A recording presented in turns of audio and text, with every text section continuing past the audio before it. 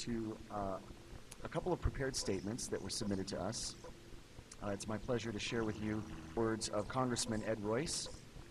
Ed Royce was elected to Senate in 1982 as a strong advocate for victims' rights.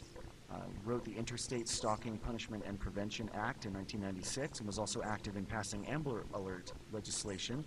He's currently the chairman of the House Foreign Affairs Committee, and that is where this statement comes from that I'm about to read for you.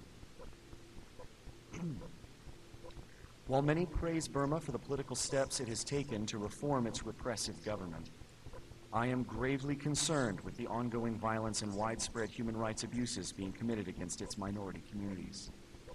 Since last year, 125,000 Rohingya and other Muslims have been displaced by violence, while thousands have been killed. Much of this violence is state-sponsored. As we have seen, Arakanese men armed with machetes, swords, guns, and Molotov cocktails have descended upon and attacked Muslim villages. All the while, government security forces have either ignored these abuses or actively participated in the violence. Having seen firsthand the brutality of other regimes that have undertaken similar campaigns, I know that we must make greater efforts to put an end to this atrocious violence in Burma. Human rights needs to be at the center of our relations with the Burmese government, and we need to send a clear message that this ethnic cleansing must stop. The world must take notice.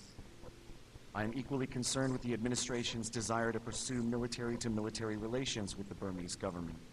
This policy is not only premature, but dangerous. Rewarding a military that continues to carry out violence against peaceful minority populations is unacceptable.